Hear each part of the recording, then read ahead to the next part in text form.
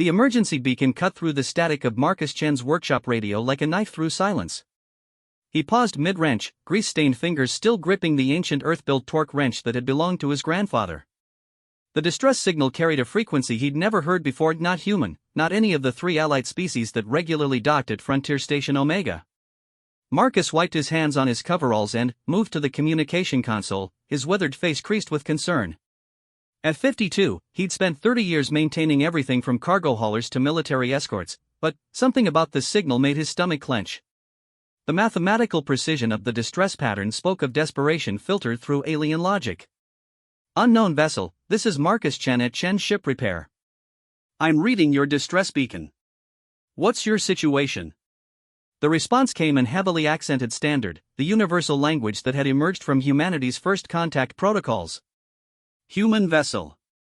I am Zara Th of the Kethmori. My ship experiences critical failure. Navigation dead. Life support failing. I request immediate assistance. Marcus had never heard of the Kethmori, but distress was distress. His workshop operated on the principle that space didn't care about politics or species. Mechanical failure killed everyone equally. Transmit your coordinates. I'll guide you to my repair dock. 20 minutes later, Marcus watched through the reinforced viewport as the most beautiful spacecraft he'd ever seen limped into his docking bay. The vessel seemed to flow rather than fly, its hull a seamless curve of what looked like living metal that shifted between deep purple and silver. Even damaged, with scorch marks across its surface and one engine sputtering pathetically, it moved with an elegant grace that made human engineering look brutish by comparison. The ship settled onto the docking clamps with a musical chime that resonated through the station's hull. Marcus had heard that sound in dreams he couldn't remember, haunting and beautiful. He grabbed his emergency repair kit and headed for the airlock, following protocols that had kept him alive through 3 decades of dealing with potentially hostile alien technology. The beam that emerged from the ship made Marcus forget every safety protocol he'd ever learned. She stood nearly 7 feet tall, her frame elegant and elongated in ways that suggested evolution under different gravitational conditions. Her skin held the same shifting quality as her ship's hull, deep purple fading to silver at her extremities. What struck Marcus most were her eyes, large and luminous, filled with an intelligence that seemed ancient even as she appeared young by any standard he could imagine. You are Marcus Chen? Her voice carried the same musical quality as her ship's landing chime. That's me. And, you're having a very bad day, from the look of things. Marcus kept his tone light, the same way he'd greet any distressed pilot. What happened out there? Zara Th, he could see now that the name fit her perfectly, gestured toward her ship with hands that ended in delicate, articulated fingers. Pirates. They damaged my navigation array and breached the quantum containment field. I managed to escape, but... She paused, and Marcus caught something like embarrassment in her expression. I am not skilled in mechanical repair. Marcus nodded, already running through possible solutions in his mind. Let's take a look. I've been fixing ships since before humanity figured out faster than light travel. Quantum containment might be new to me, but the principles probably aren't. As they approached her ship, Marcus felt a strange tingling sensation, as if the air itself carried an electrical charge. The vessel's hull seemed to ripple at their approach, and a section simply melted away to reveal an entrance. No airlock, no mechanical doors, just a perfectly ship-shaped opening that appeared where none had been before. Organic hull technology, Zara Th explained, noting his amazement. The ship and I share a connection. She responds to my thoughts and needs. Marcus whistled softly. That's incredible. Must make maintenance interesting, though. How do you replace parts when the ship is essentially alive? We don't. Kethmori vessels are designed to self-repair, to adapt and evolve. But the quantum drive requires technologies we cannot simply grow. She led him into the ship's interior, which flowed around them like being inside a living creature. The pirates used some form of disruption weapon that severed connections I cannot restore. The ship's interior defied every assumption Marcus had about spacecraft design. Instead of corridors and compartments, the space opened and contracted around them as they moved, always providing exactly what they needed: headroom where Marcus needed to stand straight, seats that formed from the floor when Zara Th appeared tired. Soft, bioluminescent panels provided light that adjusted automatically to their needs. At the ship's heart, they found the damage. Where Marcus expected to see a traditional engine room, he instead discovered something that looked like a three-dimensional mandala of crystalline structures suspended in a field of shifting energy. Several of the crystals were dark, their surfaces spiderwebbed with fractures. Thick, cable-like growths that had presumably connected different sections hung severed and withered. "Well, I'll be damned," Marcus muttered, pulling out his scanner and taking readings. "This is quantum field manipulation on a scale I've never seen. The theory's sound, but the implementation..." He paused, studying the readouts. "This isn't technology. This is art." Zaratich's coloring shifted slightly, taking on warmer tones. "You understand it?" "The principles, yes.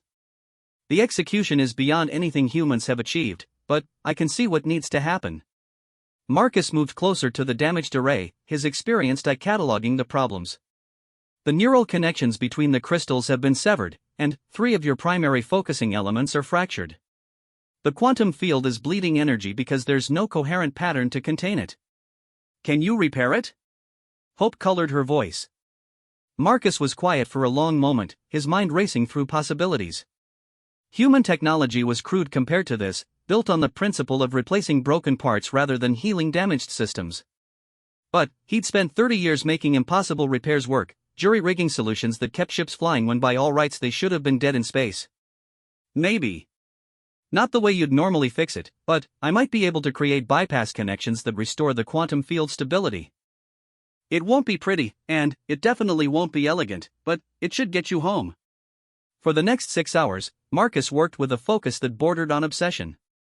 He installed human-made fiber optic cables to replace the severed neural connections, calibrated quantum field generators to compensate for the fractured crystals, and used every trick he'd learned about energy distribution to create a patchwork solution that somehow held together.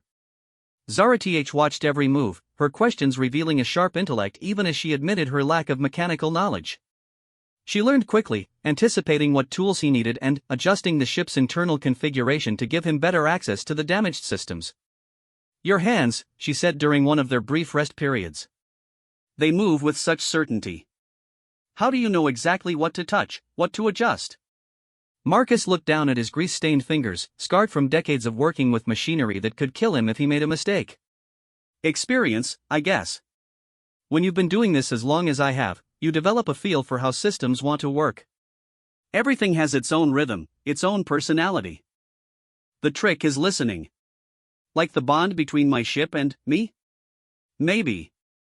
I've never thought about it that way, but yeah, there's a conversation happening between a mechanic and the machines he works on. Good mechanics learn to hear what the equipment is trying to tell them." As the hours passed, something unexpected began to happen. The ship itself seemed to respond to Marcus's touch, the organic hull growing small extensions that held tools in place, providing extra support where his human strength wasn't quite enough. The bioluminescent panels brightened when he needed better lighting, dimmed when the glare became too much. "She likes you," Zaratich observed, wonder in her voice. "I have never seen her respond to anyone else this way." Marcus paused in his work, suddenly, aware of the strange intimacy of the moment. He was literally inside a living being, working to heal wounds that threatened her existence. The ship's trust felt like a gift he hadn't expected and wasn't sure he deserved. "She's magnificent," he said quietly.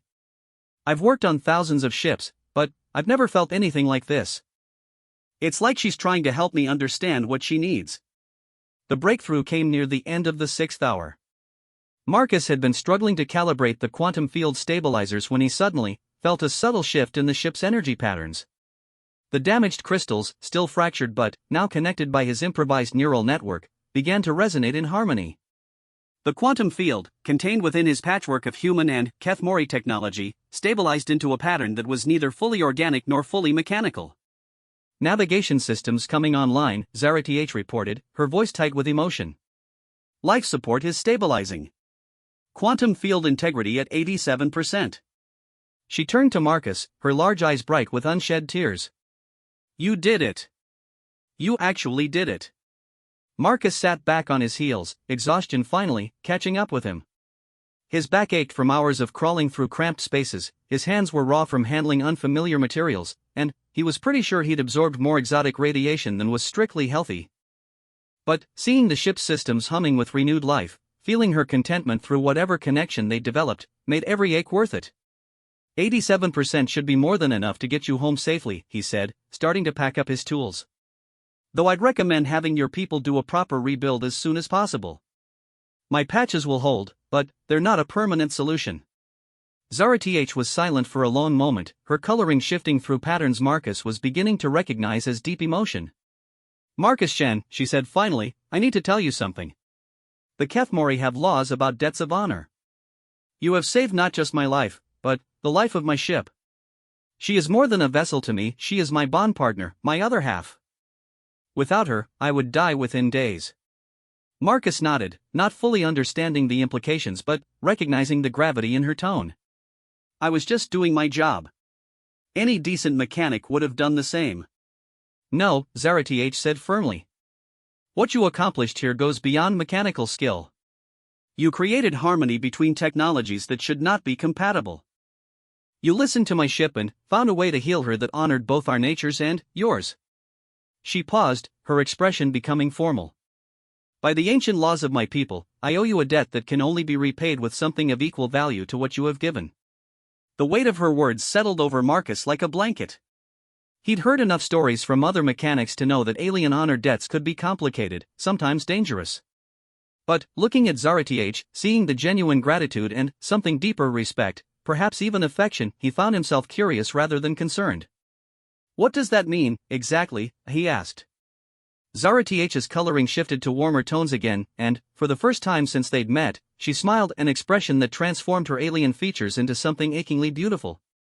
It means, Marcus-chan, that my ship and I are bound to you until we can offer something that matches the gift you have given us. And, since you have given us life itself. She gestured around the ship's interior, now glowing with renewed health. The debt is considerable. Marcus looked around the ship that had become so familiar over the past hours, feeling the subtle vibration of healthy systems humming in harmony. He thought about his workshop, his quiet life maintaining other people's vessels while dreaming of adventures he'd never dared to pursue. Something had changed in these hours, something that went beyond a simple repair job. Well, he said, surprising himself with his own words, I guess we'll figure out what that means together. The ship seemed to pulse with approval, her hull singing a harmony that spoke of new beginnings and unexpected bonds. As Marcus gathered his tools and prepared to return to his workshop, he couldn't shake the feeling that his life had just taken a turn toward possibilities he'd never imagined. Outside the viewport, the stars waited with infinite patience, holding secrets that a human mechanic and an alien pilot might discover together. The debt of honor was just the beginning. 3 days had passed since Zara Th's ship had limped into Marcus's repair bay, and the alien woman showed no signs of leaving. She'd moved her vessel to a more permanent berth and spent most of her time in Marcus's workshop, observing his work with an intensity that might have been unsettling if not for her genuine fascination with human engineering. Your species builds everything to last beyond its intended purpose, she observed, watching Marcus rebuild the fuel injection system on a cargo hauler that was older than some planets had been terraformed. This vessel should have failed years ago by any logical standard. Marcus grinned, his hands moving automatically through the familiar motions of cleaning and calibrating components. That's human engineering for you. We build things ugly and tough because we expect them to break. When they don't, they just keep running. He paused to wipe grease from a fuel line. Your people build beautiful things that work in harmony with natural systems. We build functional things that work despite everything the universe throws at them. Zara Th's coloring shifted through patterns. Marcus was learning to read amusement, thoughtfulness, something that might have been admiration. Perhaps there is wisdom in both approaches. The workshop's communication system chimed with an incoming message. Marcus glanced at the display and frowned. That's odd. Priority military transmission. He activated the receiver, and the holographic image of Commander Sarah Torres materialized above his workbench. Marcus, we need you. Emergency situation developing in the Kepler sector. Torres's expression was grim. A Terran colonial ship, the Harmony, is trapped in a deteriorating orbit around a dying star.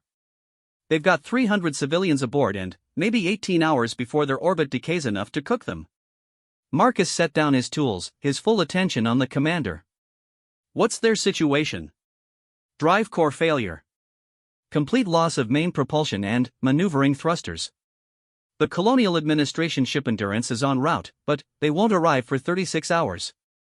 Torres paused, and Marcus caught the hesitation in her voice. The Harmony's chief engineer says the damage is beyond their repair capabilities. We need someone who can jury-rig a solution from whatever they have on hand. I can be ready to leave in 20 minutes, Marcus said without hesitation. There's one problem, Torres continued. The journey to Kepler sector is 14 hours at maximum military drive speeds. The Harmony doesn't have 14 hours. Even if we send our fastest ship, it'll be too late. Marcus felt his stomach sink. 300 people, including families who'd left everything behind to start new lives on distant worlds, and there was nothing he could do because space was simply too vast and time too short. He'd felt this helplessness before, during the Arcturus incident where an entire mining station had been lost because help arrived 3 hours too late. Unless, Zarath said quietly, you traveled on a ship with quantum-folded space capabilities. Both Marcus and the holographic commander turned to look at her. Torres's expression showed the professional wariness of a military officer facing unknown alien capabilities, while Marcus felt a surge of hope he didn't dare acknowledge. Explain, Torres said curtly. Zarath stepped forward, her tall frame moving with fluid grace. My ship can fold spacetime to reduce travel distance. What would be 14 hours in normal space would take approximately 2 hours using quantum fold technology. She paused, her gaze moving between Marcus and Torres. However, there are conditions. Name them, Torres said immediately. First, my ship is still operating on hybrid technology after Marcus's repairs. The strain of carrying additional passengers during a quantum fold could destabilize our systems. I can transport Marcus and, perhaps 2 others, no more. Marcus nodded. That's enough. I work better with a small team anyway. Second, Zarath continued, this would fulfill part of my honor debt to Marcus. By helping him save lives, I honor the life he preserved. But, it would not discharge the full debt. Torres looked confused, but Marcus waved off her questions. We'll worry about the details later. Commander, can you get me 2 good engineers and whatever spare parts might be useful for a colonial ship drive repair? Already assembling the team. Lieutenant Reynolds from Drive Systems and Chief Petty Officer Kim from Fabrication. They'll meet you at your dock with a full emergency repair kit. Torres's expression softened slightly. Marcus, those people are counting on you. They won't be disappointed, Marcus said with a confidence he hoped he could justify. 30 minutes later, Marcus found himself back aboard Zarath's ship, this time accompanied by 2 young military engineers whose wide-eyed amazement at the organic vessel temporarily overcame their professional composure. Lieutenant Sarah Reynolds was a drive systems specialist with 10 years' experience keeping military vessels operational under impossible conditions. Chief Petty Officer David Kim had a reputation for fabricating replacement parts from raw materials using nothing but ingenuity and determination. This is incredible, Reynolds whispered, watching the ship's interior reconfigure itself to accommodate their equipment and additional personnel. How does she maintain structural integrity while the hull remains fluid? Quantum-bonded cellular matrices, Zarath explained as she settled into what Marcus assumed was the pilot's position, a raised section of the floor that shaped itself around her body. The ship's hull exists in a state of controlled quantum uncertainty, allowing it to be both solid and malleable as needed. Kim ran his hands along the nearest wall, his expression thoughtful. The engineering applications are staggering. If we could adapt even a fraction of this technology. Focus, people, Marcus interrupted gently. We've got a job to do, and a very narrow window to do it in. Zarath placed her hands on what looked like crystalline control surfaces. Initiating quantum fold sequence. I recommend you secure yourselves. The transition can be disorienting for those not bonded to the ship. The universe folded. Marcus had experienced faster-than-light travel many times, but nothing had prepared him for the sensation of quantum folding. Reality seemed to turn inside out, space and time becoming suggestions rather than constants. For a moment that lasted either seconds or centuries, he felt connected to every point in the galaxy simultaneously, aware of the vast web of quantum interactions that bound all matter together. Then, they were through, and the Kepler system's dying orange giant filled the viewports with its malevolent glow. There, Zarath said, pointing to a section of space that seemed empty until the ship's sensors highlighted the trapped colonial vessel. The Harmony. Her orbit is indeed deteriorating rapidly. Marcus studied the readings displayed on surfaces that materialized around him in response to his need for information. The situation was worse than he'd feared. The colonial ship was locked in a decaying elliptical orbit that carried it dangerously close to the star's expanded photosphere on each pass. With no propulsion to maintain altitude, each orbit brought them closer to a death that would be mercifully quick but absolutely final. Zara TH, can you match their orbital velocity and bring us alongside? Already in progress. My ship is making contact with their communications systems now. The voice that crackled through the comm system was tight with controlled panic. Unknown vessel, this is Captain Martinez of the TCS Harmony. Please identify yourself. Captain Martinez, this is Marcus Chen, emergency repair specialist. I'm here to get your drive system running again. I need to speak with your chief engineer immediately. The relief in Martinez's voice was audible. Chen? Thank God. I'll patch you through to Chief Patel. A few moments later, another voice came through the call. Mr. Chen, this is Chief Engineer Patel. I have to tell you, the damage is extensive. We took a cascade failure that fried our primary drive coupling and most of our secondary systems. I've been working on this for 8 hours and I don't see a solution. I need you to walk me through exactly what happened, Chief. Every detail, no matter how minor it seems. For the next 10 minutes, Patel described the failure sequence that had left the Harmony helpless. Marcus listened intently, occasionally asking questions while Reynolds and Kim reviewed technical schematics that appeared on the ship's adaptive displays. The picture that emerged was indeed grim, a cascade failure that had destroyed not just the primary drive coupling but much of the ship's power distribution network. The problem isn't just getting propulsion back, Reynolds observed quietly. Even if we can jury-rig something to replace the drive coupling, they don't have the power distribution infrastructure to deliver energy to the engines. Kim nodded grimly. It's like trying to run a city's electrical grid through extension cords. The power will never reach where it needs to go. Marcus was quiet for a moment, his mind racing through possibilities. Then, an idea began to form, crazy and desperate but potentially workable. Zara TH, how precisely can you control your ship's position relative to the Harmony? Very precisely. Why? Because I think we're going to perform a surgery that's never been attempted before. Marcus turned to his team. We can't fix their power distribution system in the time we have. But, we might be able to bypass it entirely. How? Reynolds asked. Marcus pointed to the Harmony on their displays. Zara TH's ship can interface directly with other technological systems. We're going to have her vessel form a temporary neural link with the Harmony's drive systems, bypassing all the damaged infrastructure and providing direct power and control. The silence that followed was pregnant with possibility and doubt. That's... Kim started, then stopped. That's actually brilliant. But, it's also incredibly dangerous. If something goes wrong during the interface, we could damage both ships. And, the quantum energies involved in maintaining a link between organic and mechanical systems could destabilize both vessels, Zara TH added. But...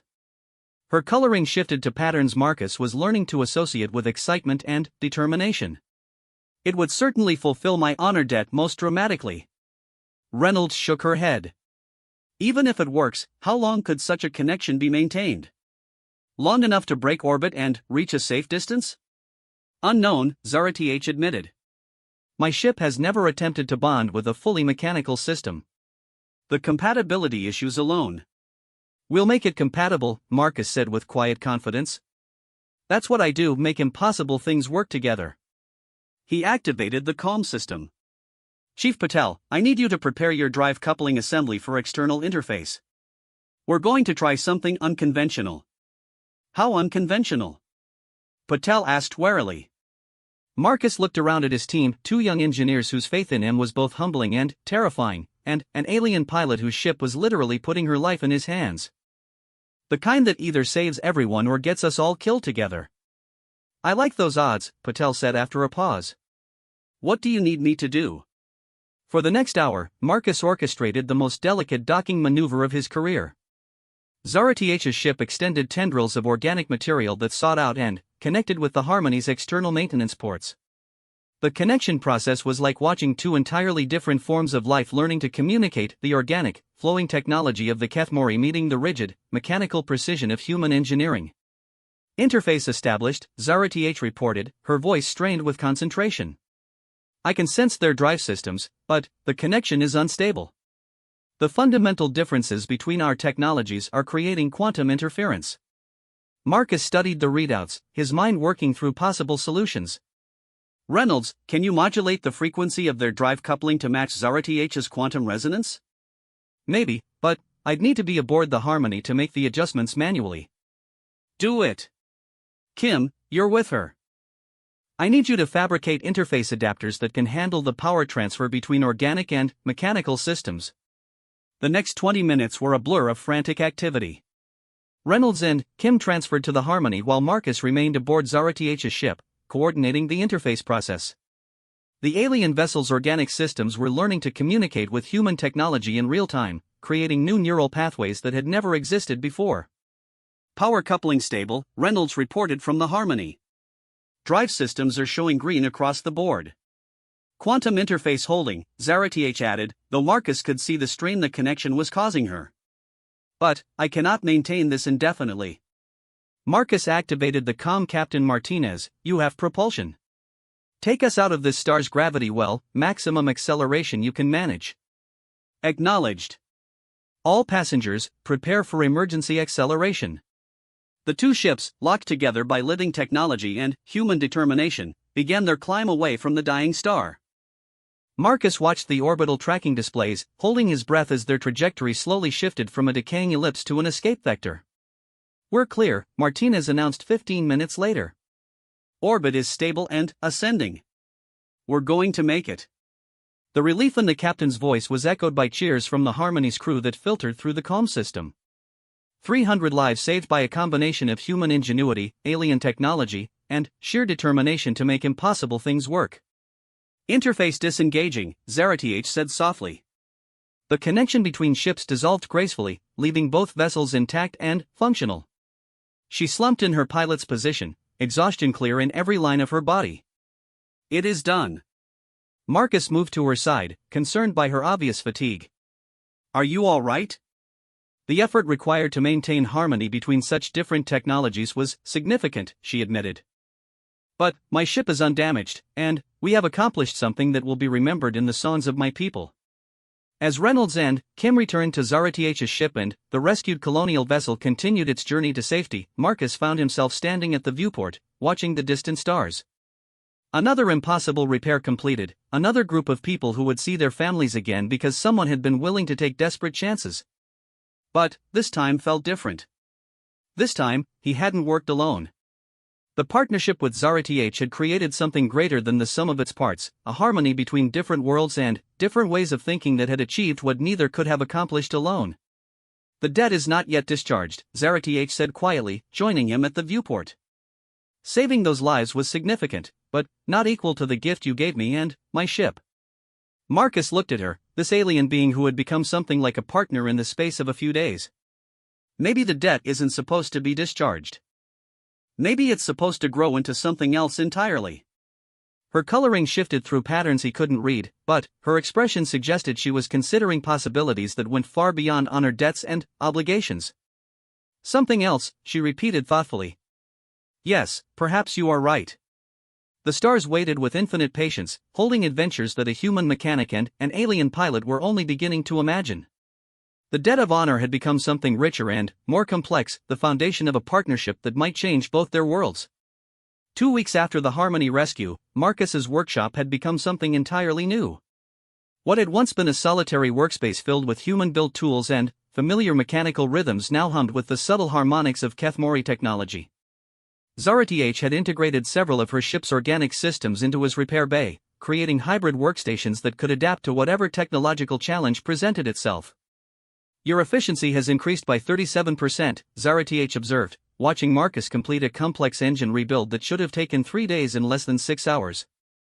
The symbiosis between human intuition and Kethmori adaptive technology creates possibilities neither could achieve alone.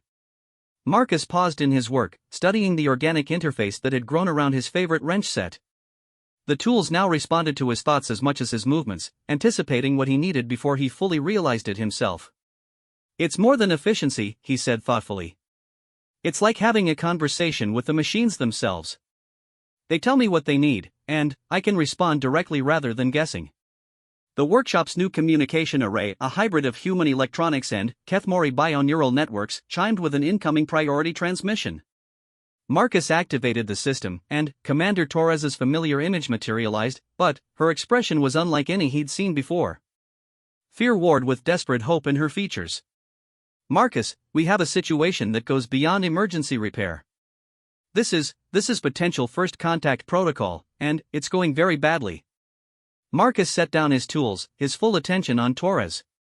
Beside him, Zarath's coloring shifted to patterns that indicated intense interest and concern. Explain, Commander. 3 hours ago, long-range sensors detected a massive vessel approaching the outer system.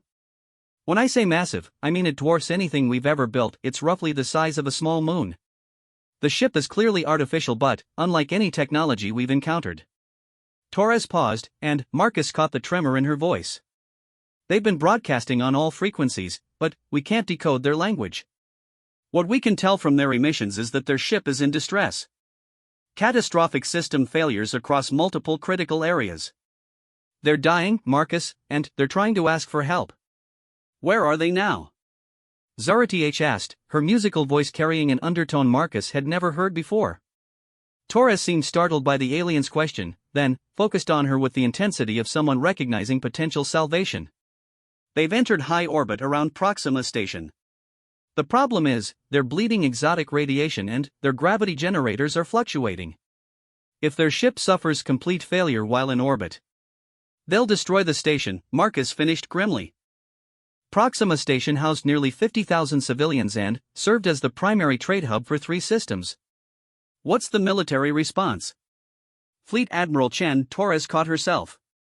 Fleet Admiral Chen has authorized full evacuation of Proxima Station, but we're talking about 50,000 people and 12 hours to clear them all.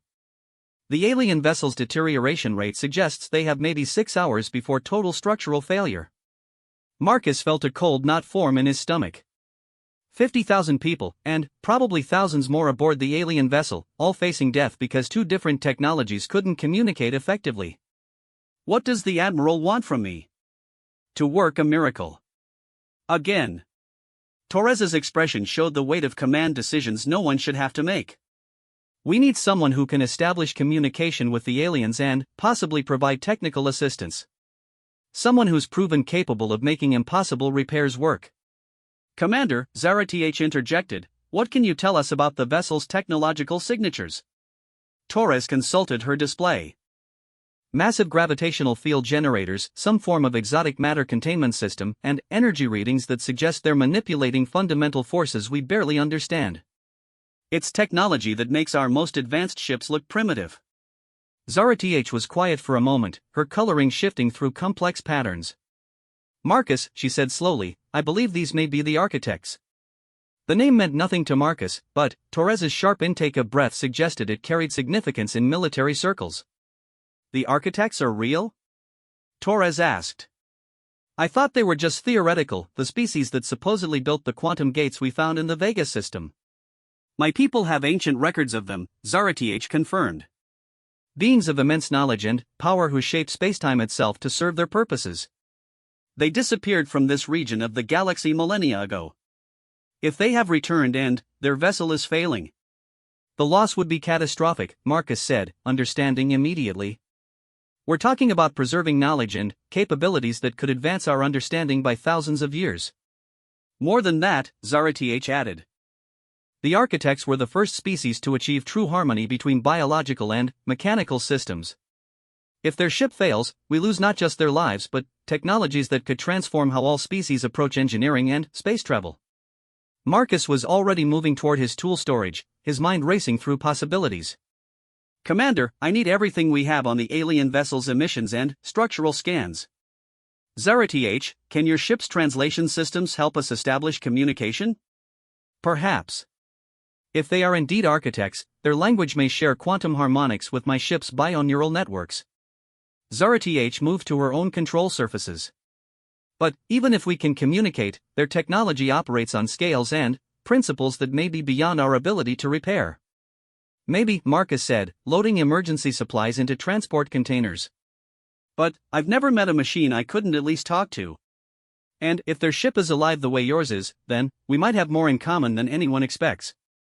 20 minutes later, they were aboard Zara-TH's ship, racing toward Proxima Station through folded space.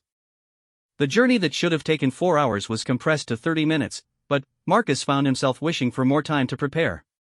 He was about to attempt the most complex repair of his career on technology that operated according to principles he didn't fully understand, while trying to prevent a disaster that could kill thousands.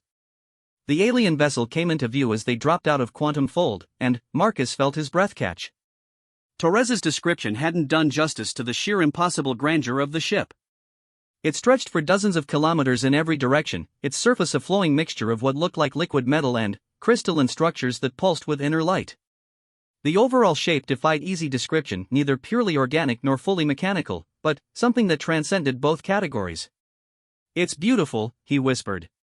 And, dying, 6 months had passed since the synthesis rescue, and Marcus Chen's life bore no resemblance to the quiet existence he'd once known. His workshop on Frontier Station Omega had become the unofficial center of a new kind of diplomacy, technological cooperation between species that had never imagined working together. Representatives from dozens of civilizations arrived weekly, bringing impossible problems and desperate hopes. The workshop itself had evolved beyond recognition. Kethmori bio-neural networks grew alongside human fabrication equipment, while architect quantum matrices provided dimensional stability for repairs that existed in multiple realities simultaneously. The space hummed with harmonics from technologies that shouldn't have been compatible but somehow created symphony together. "The crystalline hegemony delegation will arrive in 2 hours, Zara-TH announced, her form now showing permanent changes from their consciousness-bridging experiences. New patterns flowed through her, coloring deeper purples that spoke of expanded awareness, silver highlights that indicated integration with technologies beyond her species' normal experience. They bring a problem that has stumped their greatest engineers for over a century." Marcus looked up from the device he was examining, a piece of Vorthan biomachinery that existed partially in subspace. "Let me guess, another impossible fusion of incompatible technologies?" "Their quantum foundries have become self-aware but refuse to produce anything except abstract art. Production of essential infrastructure has ceased entirely, threatening their entire civilization." Zara-TH's amusement colored her voice. "They describe it as an aesthetic rebellion by artificial consciousness." Marcus chuckled. In the past 6 months, he'd dealt with similar problems across dozens of species' advanced technologies that had evolved beyond their original parameters, creating situations that traditional engineering couldn't address. The solution almost always involved treating the artificial consciousness with the same respect and understanding one would show any other intelligent being. "We'll figure it out," he said confidently. "We always do." The communication array chimed with an incoming priority transmission. Marcus activated the system, expecting another routine request for assistance, but instead found himself facing the familiar holographic image of Fleet Admiral Chen, his sister Jennifer, whose rise through the ranks had paralleled his reputation as the galaxy's most effective problem solver. "Marcus," Jennifer said without preamble, "we need to talk. In person. Immediately." The tone in her voice made Marcus set down his tools. Jennifer had commanded starfleets through 3 major conflicts and never showed stress unless the situation was truly dire. "What's the situation, Jen?" "Something that goes beyond first contact protocols, beyond anything we've prepared for." Jennifer's expression was grim. 3 hours ago, long-range sensors detected an object approaching our galaxy from intergalactic space. It's massive, roughly the size of a small planet, and it's clearly artificial." Zara-TH moved closer, her coloring shifting to patterns of intense concern. "Another ship in distress? We don't know. That's the problem. The object isn't broadcasting any signals, isn't responding to attempts at communication, and its technology readings are completely off the charts. It makes the architect ship look primitive by comparison." Marcus felt a familiar chill run down his spine. "Where is it now?" "Entering the outer edge of the Centauri system. Its trajectory suggests it's heading directly for Earth." Jennifer paused, and Marcus caught the weight of command decisions in her expression. "Marcus, this thing is moving at speeds that should be impossible." "If it maintains its current course and velocity, it will reach Earth's solar system in 18 hours. Has there been any attempt at contact with the architects? Zara Th asked. If this represents technology beyond even their understanding.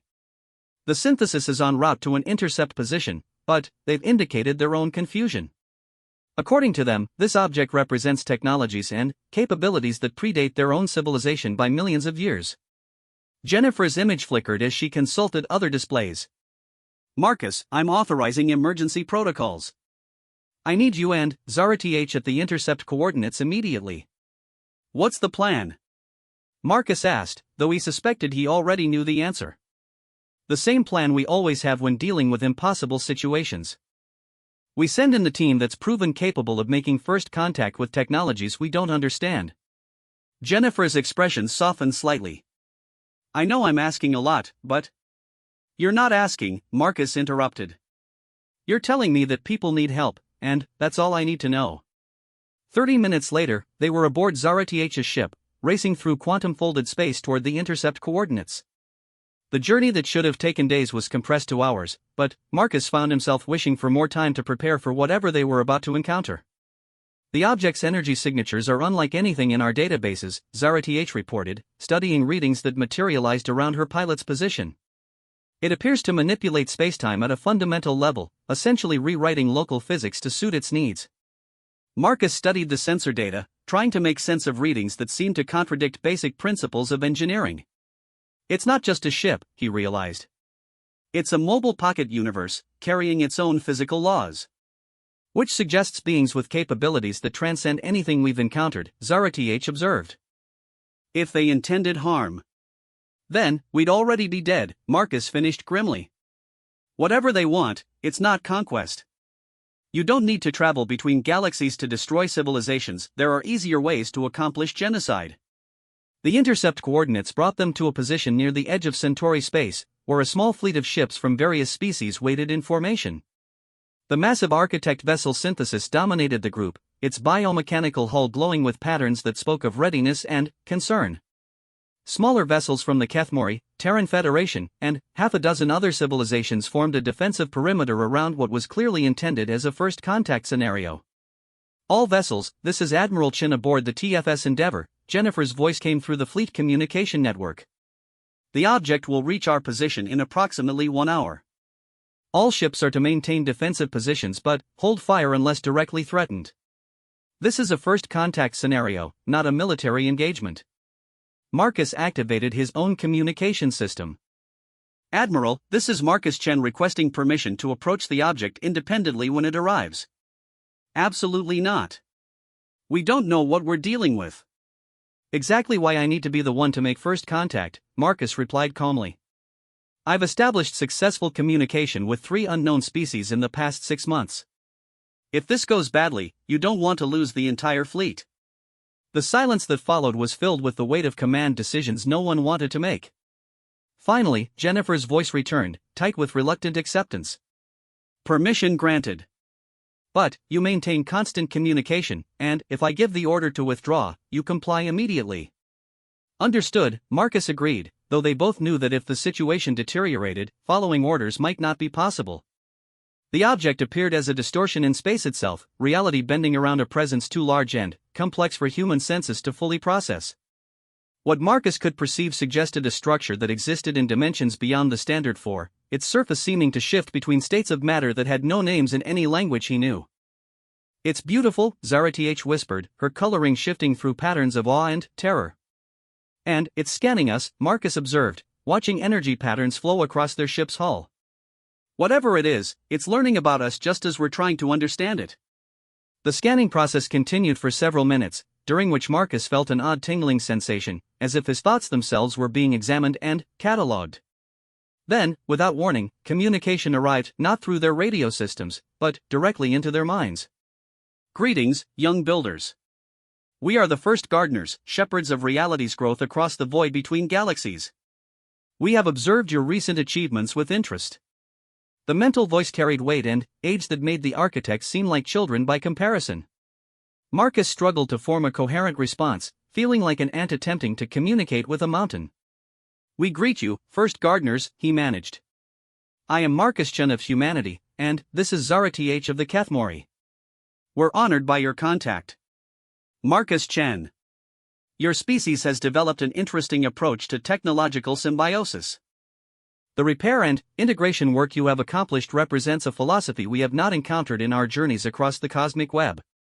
We try to help where we can, Marcus replied, unsure of the proper protocol for conversing with beings of apparently godlike capabilities. Help. Yes. This concept intrigues us. Most species we encounter view technology as a tool for domination over nature, over other species, over reality itself. Your approach suggests cooperation, integration, mutual benefit.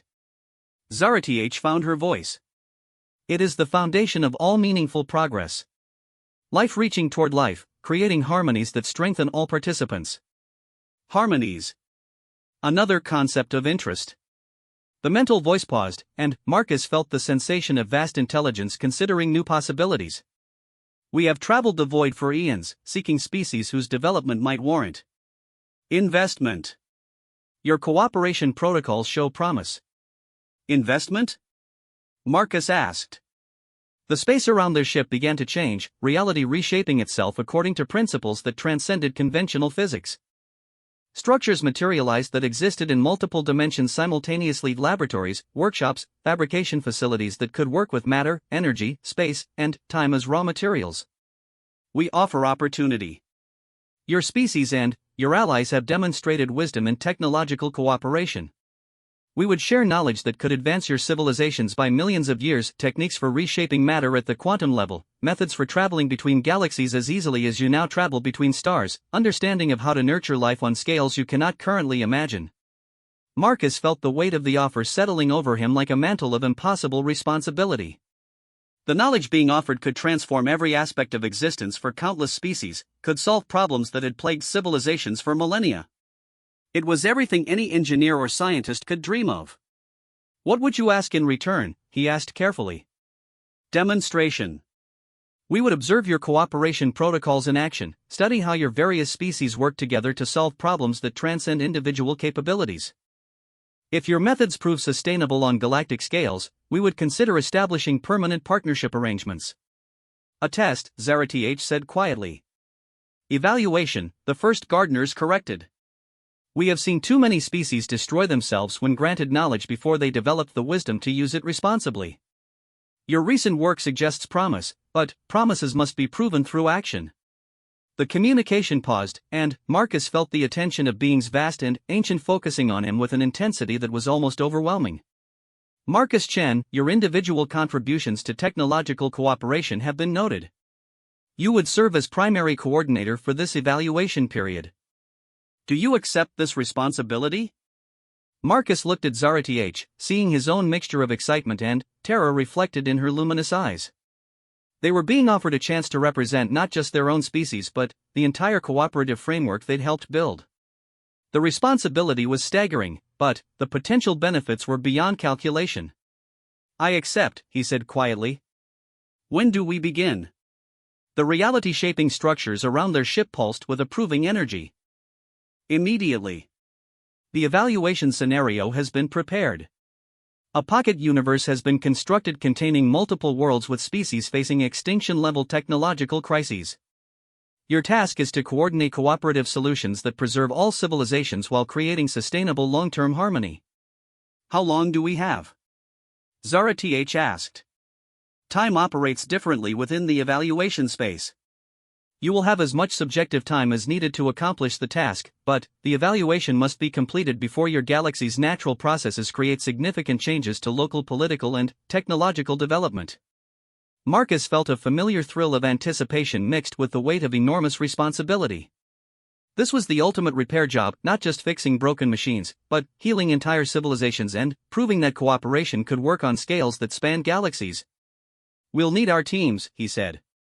The engineers and diplomats and thinkers who've made the cooperation framework possible. Agreed. All relevant participants will be transported to the evaluation space. The mental voice carried undertones of something that might have been approval. Your insistence on collective rather than individual solutions supports our preliminary assessment. As the pocket universe opened around them, revealing worlds in crisis that defied easy description, Marcus felt the full weight of what they were attempting. This wasn't just about proving human ingenuity or Kethmori wisdom or architect knowledge, it was about demonstrating that cooperation itself was a technology more powerful than any individual innovation. "Ready?" he asked Zarath as their ship began its descent toward the first world in crisis. "Ready," she replied, her coloring shifting to patterns of determination and hope. "Let us show them what we can build together." The evaluation had begun, and, with it, the future of galactic civilization hung in the balance. But Marcus Chen, mechanic and bridge builder, felt the familiar confidence that came from facing impossible problems alongside trusted partners. They would find a way to make it work, they always did. Behind them, the first gardeners watched with the patience of beings who had shepherded the growth of reality across cosmic ages, waiting to see if this young galaxy had truly learned the most important lesson of all, that the greatest technologies were not tools for domination, but instruments of cooperation that could transform the universe itself. The debt of honor that had begun with a simple ship repair had grown into something that might change the fundamental nature of existence. And, at its heart remained the simple truth that had guided Marcus through every impossible repair: when different systems learned to work together, they could accomplish things that neither could achieve alone. The stars waited with infinite patience, ready to witness the birth of a new age of cooperation that might span the cosmos itself.